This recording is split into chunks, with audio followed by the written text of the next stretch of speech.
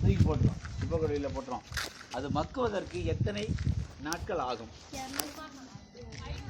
படித்த பையன் சொல்லு பாப்போம். 500 வருடம்.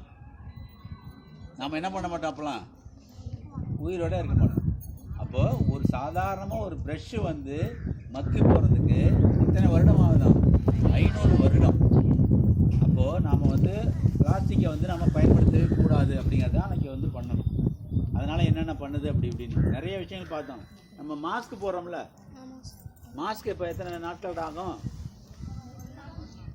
ஒரு நாள் மக்காது. 2 வாரமோ 3 வாரமோ அது சார் அந்த இதில் கொடுத்துருக்கான், பார்க்கணும். புரியுதா? அது மாதிரி நான் பயன்படுத்தக்கூடிய அத்தனை பொருட்களுமே மக்குவதற்கு வருடக்கணக்கிலாகவும் அல்லது வாரக்கணக்கிலாகவும் மாதக்கணக்கிலாக தான் ஆகுது. ஒரு வாரத்தில் மக்குறதெல்லாம் இல்லை. ஆப்பிள் எத்தனை நாளில் மக்கும்? ஆப்பிள்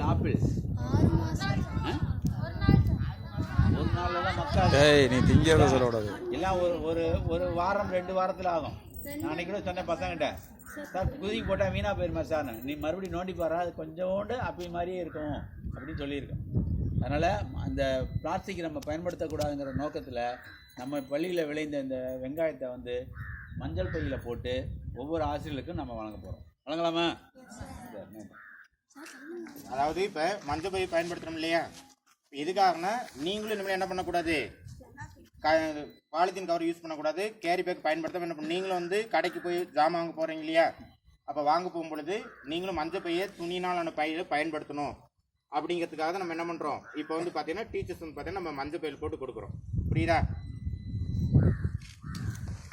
கேமரா போட்டு நீங்கள் கூட அந்த இப்போ புரோட்டா வாங்கும்போது என்னடா எடுத்துகிட்டு போக